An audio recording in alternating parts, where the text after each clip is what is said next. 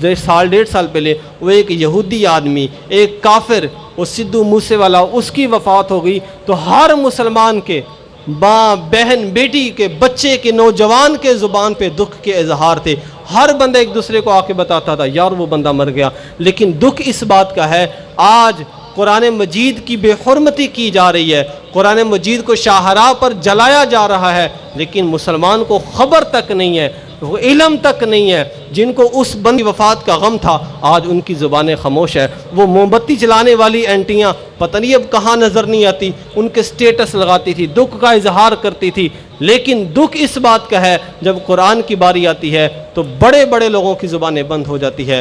मुसलमानों के होते हुए एक मुसलमानों की बस्ती के अंदर कुरान को ऐसे जला दिया जाए, कुरान की इस दर्जे बेहुरमती की कि उस मुल्क वालों ने बाकायदा इस चीज़ की इजाज़त भी दी है, इस चीज़ की इजाज़त दी है कि आप कुरान को जला सकते हैं। उस मुल्क वाले ने अपने झंडे को जलाने की इजाज़त नहीं दी, किसी बाप की तस्वीर को जलाने की इजाज़त नहीं दी, अपने मुल्क की अखबार को जलाने की इजाज़त नहीं दी। उन बदबख्तों ने, उन काफरों ने कुरान को जलाने की इजाज़त दी। वजह क्या है कि इनको दीन वालों के साथ दुश्मनी है, मुसलमानों के साथ दुश्मनी है। कुफ़ार के साथ कभी भी दुश्मनी नहीं रखेगा, कुफ़ार जब भी दुश्मन बनेगा मुसलमान का दुश्मन बनेगा। लेकिन आज आप देखें कि हमारा लिबास वही उन यहूदियों वाला लिबास है, हमारा किरदार उन्हीं यहूदियों वाला किरदार है।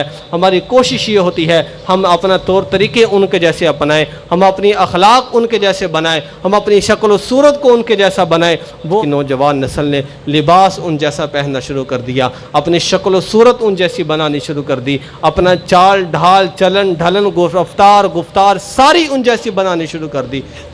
यही वजह है आज कुरान मजीद को जलाया जा रहा है। कोई दुख का इजहार नहीं है, कोई परेशानी नहीं है। वजह क्या है कि उनका लिबास उनकी सीरत समेत हमारे जिस्म के साथ लबालब हो गया है। तो मुअज़्ज़ज़ सामईन, इस बात का हमें